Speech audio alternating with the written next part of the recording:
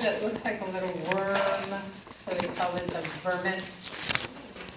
And then smaller little lobes that you'll see off to the side, called the flocculonodular lobe. And this other lobe that's not labeled here, but that's called the tonsil. So it looks like tonsil to the old guys.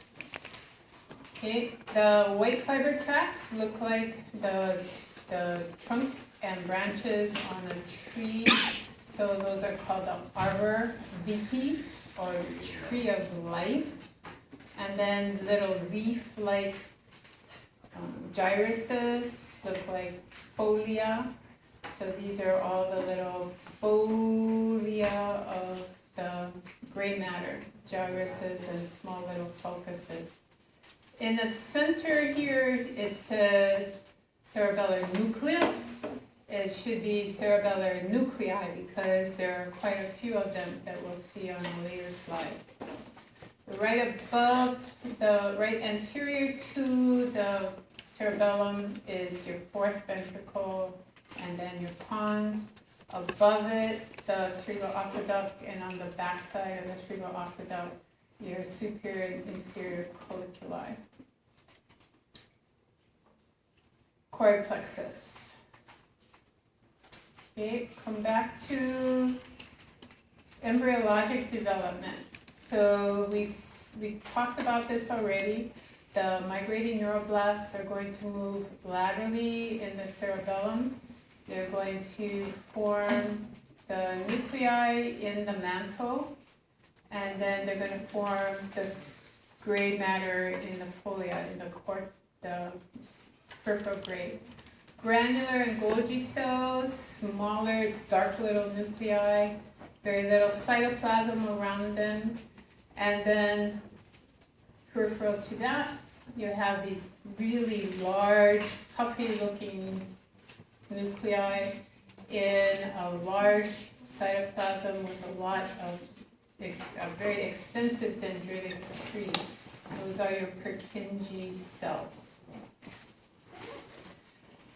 The Purkinje cells, when you look out at the peripheral gray, the smallest little cells, those are your granular cells. They look like little grains of sand. There are some larger ones that they've called Golgi cells. These communicate, they have synapses with each other in these areas that are shown there, these round clusters of synapses. Unfortunately, since it was round, they call it a glomerulus, but it has nothing to do with zona glomerulosa in the adrenal cortex or the glomerulus of the kidney. It's just another round structure. It has to be a round ball of intercellular synapses. We have stimulatory nerves that come in from outside the cerebellum, and synapse with granular, synapse with Golgi cells. The Golgi cells synapse with the granular cells. The Golgi cells have the axons that go out into this Purkinje cell layer, and so do the granular cells. The granular cells have a very strange axon that comes up and then splits, bifurcates, and runs parallel to the inner cell layer. So we have these branching axons that are going laterally and going through the dendritic tree of the Purkinje cells. The Purkinje cells will get input from these fibers that are called the mossy fibers, but not directly, because the mossy fiber doesn't come in contact with the Purkinje cell.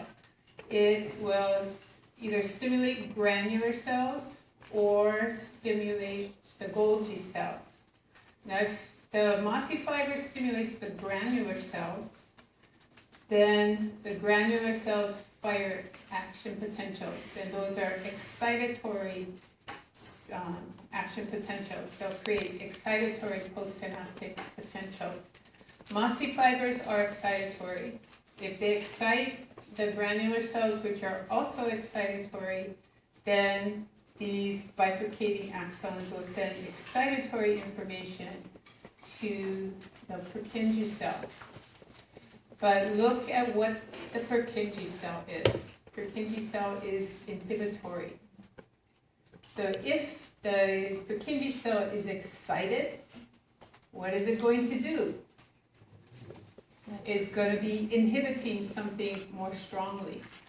So the more you excite the Purkinje cell, the more inhibitory it is. So how do you get excitation from an inhibitory neuron? Very easy. What do? You inhibit it, exactly.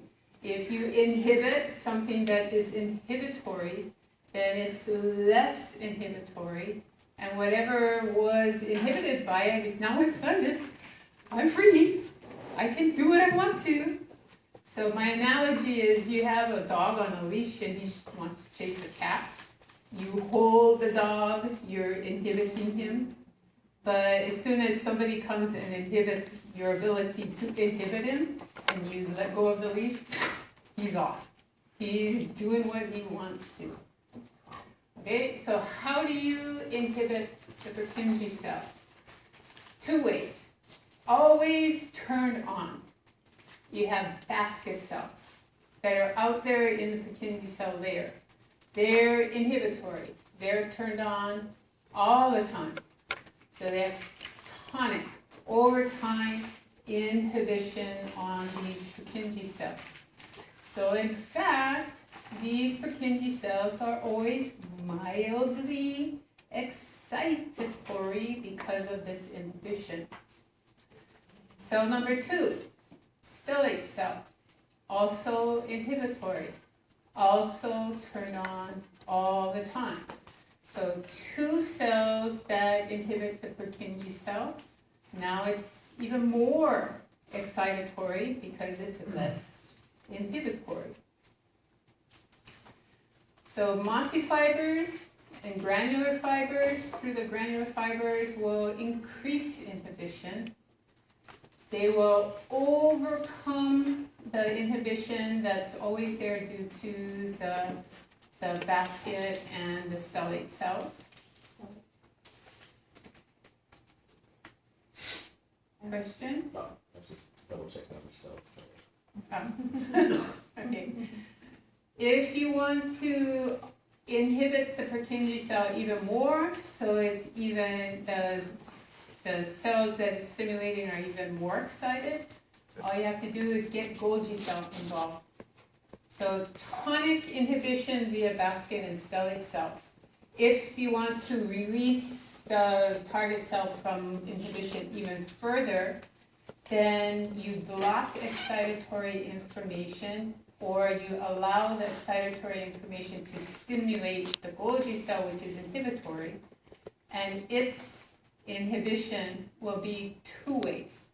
It will turn around and inhibit the granular cell, shut it off, right there at the glomerulus, and also any action potentials that have been sent into these bifurcating axons can be blocked mid-axon by inhibitory synapses from the Golgi cell.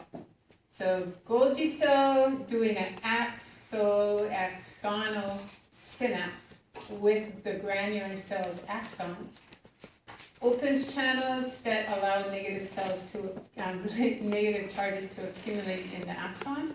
The action potentials travel along all nice and positive, and it hits this wall of negative charges. Just cut off at the knees, not going any further.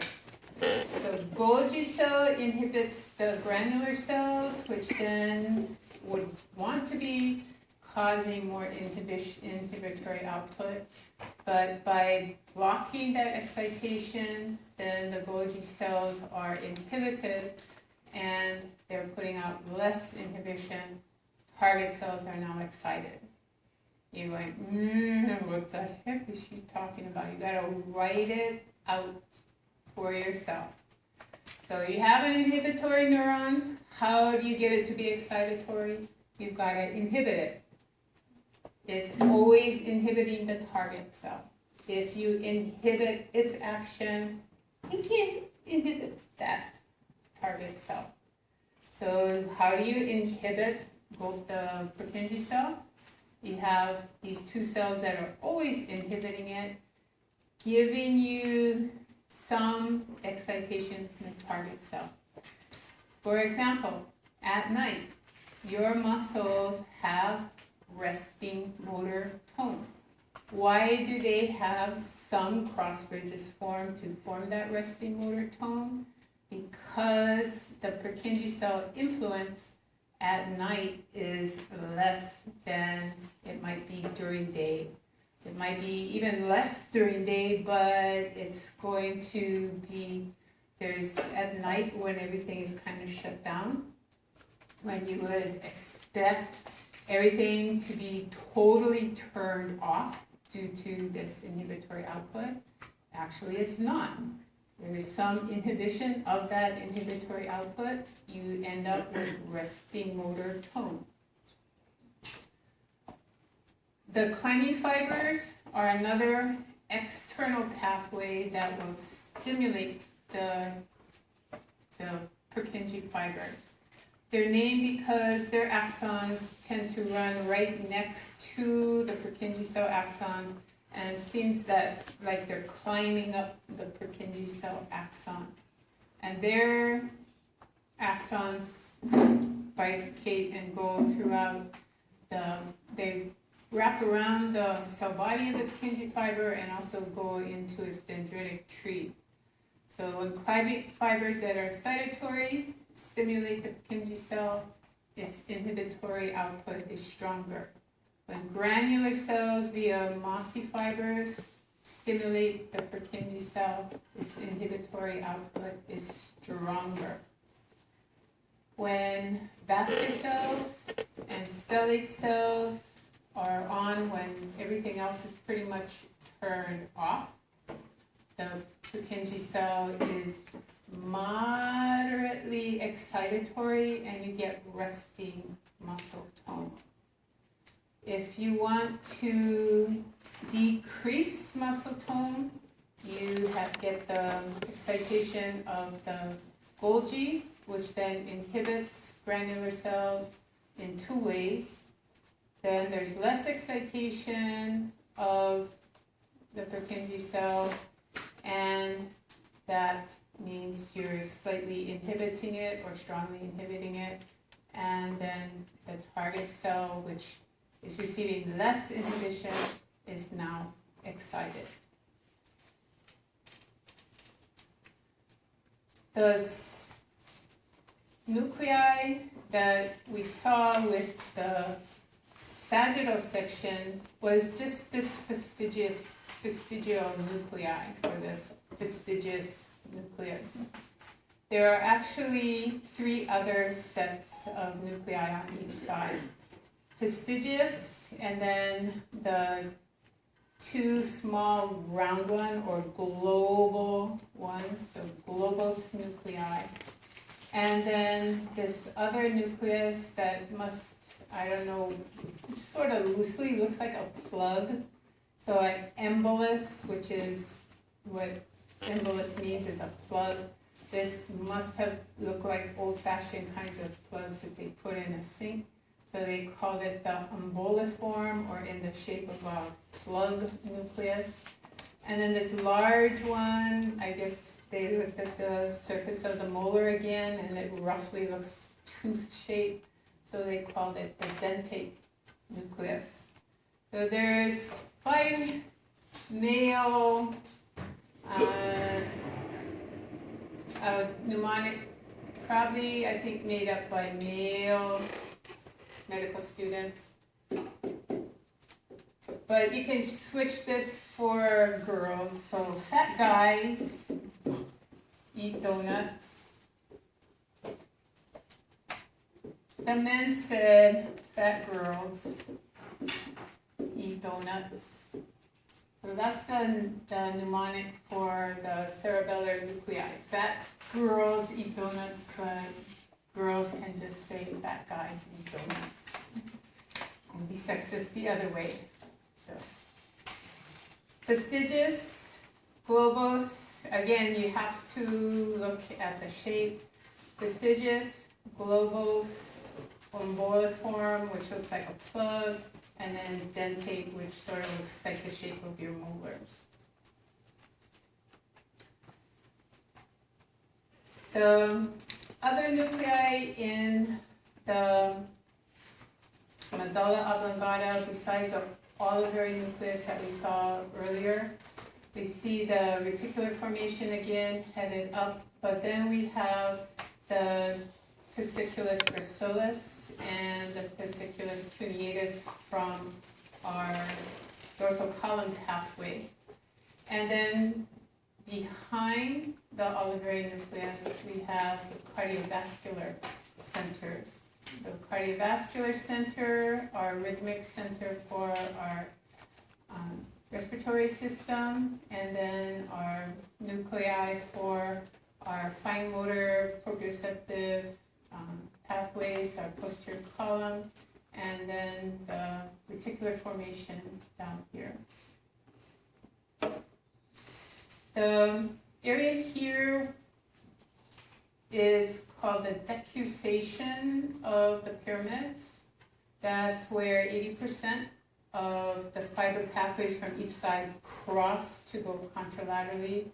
So your corticospinal or pyramidal tracts cross right there anteriorly in the pyramid. So decussation or crossing of the pyramids. So cranial nerves. Cranial nerve 1 is actually not present on the surface of the brain because the nerves are stuck in the cribriform plate. Cranial nerve 1 is olfactory. Cranial nerve 2 is optic. And that is on the surface of the brain when you remove the telencephalon. Cranial nerve 3 is oculomotor.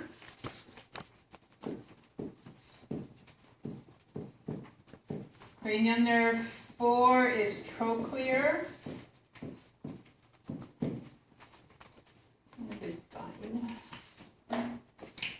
Cranial nerve 5 is trigeminal.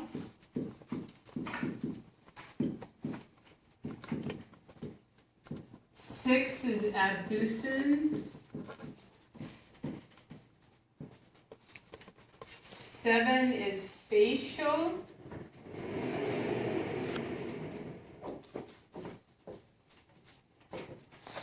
8 is, you can either call it auditory, but that doesn't give its full function, so it's usually called vestibulocochlear.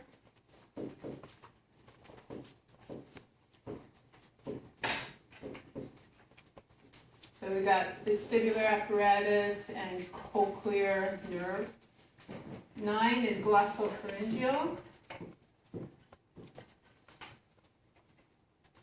Glossopharyngeal. 10, vagus. 11 is accessory. Sorry.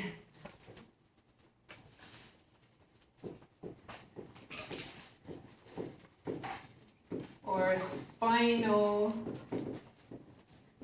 accessory. And 12 is hypoglossal.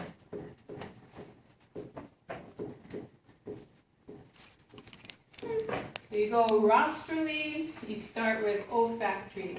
Go straight back and you run in pretty much to your optic nerves, which medial tracts will cross at the optic chiasm and then head back out laterally and kind of disappear. come back, straight back from optic, and you'll see oculomotor. Nothing in the midline of the pons, so come out to the side and you see this tiny little thread of a nerve coming around from the backside of the pons, that's trochlear. Then nothing more in that little area, so come back to the pons. Laterally, you'll find the fifth cranial nerve, the trigeminal, and then nothing further in the pons, so come medially. And between the junction of the pons and the medulla, you'll see abducens, small nerve again.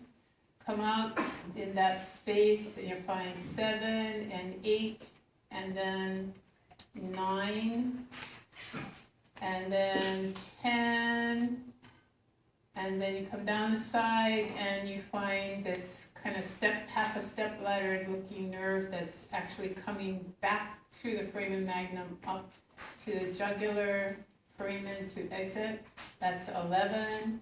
And then come back to the center and you find 12. So the mnemonic, the olfactory nerve, the mnemonic is O, optic, another O, and third oculomotor, second O, trochlear, something that starts with a T, trigeminal, something that starts with a T, abducens, a word that starts with an A, facial, word that starts with an F, auditory for this mnemonic, and glossopharyngeal, just A.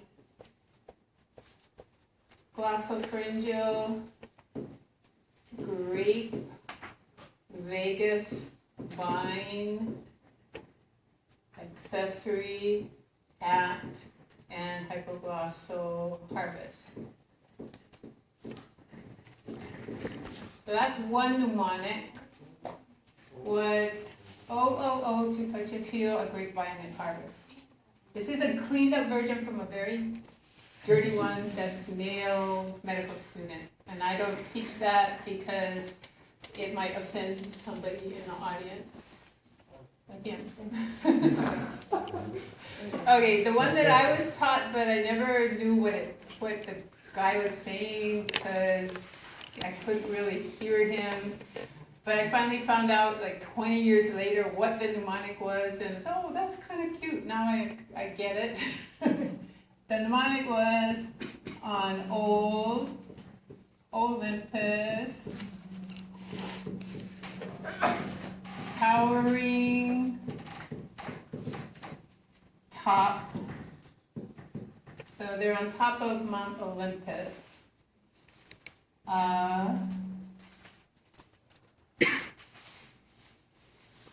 Finn, so a Finnish guy, and German, Vint, so spinal accessory, some hops. So this Finn and German, they're making beer on top of Mount Olympus. So when I finally knew what he was saying, I thought, okay, I get it. But I never knew what the heck this was. Wasn't a beer drinker anyway, didn't catch what he was talking about. Okay, you also would like to know, are these nerves motor, sensory, or are they a mixture of both? So everything actually is motor and sensory, but some things are mostly motor, and some are mostly sensory, and some are about 50-50 motor and sensory. So MSB is the code. Motor, sensory, both. So olfactory is sensory. And this is also sensory. And obviously motor. And trochlear is is contracting your superior oblique, so that's motor. Trigeminal, sensory and motor, so both. This is male, yeah, okay, some say marry money, but abducens is motor, and facial is sensory and motor.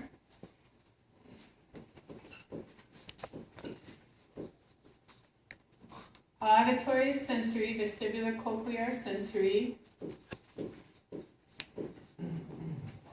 Glossopharyngeal is both. Vagus is both. Sorry. And this is motor. Say brains. Yeah, so for the girls, so we say big brains matter most. Or you could say, if you're very into money, big bucks. So I say dollar signs that matter most. Or you could be a little nasty and say something else, which we won't go there, but yeah. It just depends on how unseemly you want to be. So big bucks matter most, big brains matter most. Guys, it's probably true that big boobs matter most. Okay, so olfactory. It's going to be special sense for smell. It's going to go to the olfactory, it's coming from the olfactory epithelium, that's where the nerves are. They go through the cribriform plate of the ethmoid bone, but when you remove the brain, they get snapped off. So all you see on the surface of the brain is the olfactory tract. And it comes back and divides. It goes medially to the hypothalamus. It goes to this anterior perforant substance that's like a little ice pick. Somebody sat there with a little ice pick and poked holes in the brain. It also heads out to the temporal lobe to get into talking to the amygdala and the parahippocampal gyrus. So triggering senses of memory, of my emotions via the limbic system. Optic nerve is cranial nerve number 2, is coming from the back of the eye, from the retina. It's actually the extension of the thalamus that goes forward to form the back of the eye. Medial tracts cross at the optic chiasm. And this we'll discuss when we get to special senses exactly why. But if you can see that they've color-coded the right eye as green and the left eye as red, if the red tracks will, the information that's red crosses and the information that green crosses, then you've got this Christmas tree colors coming back to both sides of the occipital lobe. Better if they had this colored as the same color as that, because the light that hits this part of the eye, the medial left eye, is also going to hit the lateral right eye. And those are the pathways you want to get to the same side of your visual cortex. So if they color-coded this better, as they do in the special senses chapter, you'll see that the reason you see the left visual field hitting medial left eye and lateral right eye, that all goes to the right side of your brain. Right visual field hitting the medial right eye, lateral left eye, that all goes to the right side of your brain. So you can see it's red, red, green, green, but after the optic chiasm, you've got the two visual fields going to the same side of the brain. And it really does hit in these different areas and then radiate back. This optic projection fibers are also called the optic radiations because they radiate back. They come forward and then head back to the visual cortex. The third cranial nerve, the fourth cranial nerve, and the sixth cranial nerve, they're all operating the muscles that control the position of your eye. So they all have to get together and head through that superior orbital fissure. The trochlear nerve goes to the superior oblique. The ocular motor does everything except the superior oblique and the lateral rectus muscle. So abducens will go to the lateral rectus muscle, and the trochlear goes to superior oblique. The ocular motor does everything else, the superior, inferior rectus, and medial rectus muscles. The ganglia that you see here, the ciliary ganglion, is associated with this ocular motor nerve. That pathway that goes through the ciliary ganglion is going to the inside of your eye, and it's going to control your pupillary aperture and also the shape of your lens. Trigeminal looks like a big tough nerve, but right here, those little rootlets, again, very delicate. So if you pull the brain out of the skull too fast, the trigeminal nerve just snaps off. You don't see the semilunar ganglion there, it's just gone. Trigeminal has three main branches. The ophthalmic branch that will go into the orbit generally is going right through the orbit and up to the surface of the forehead and the bridge of your nose. The track here, the maxillary branch, is going to go through the infraorbital foramen to the lower part of your nose and the upper part of your jaw via two other branches. And then your pterygopalatine is going to send nerves to your muscles of mastication, especially the pterygoid muscles. And this last branch, I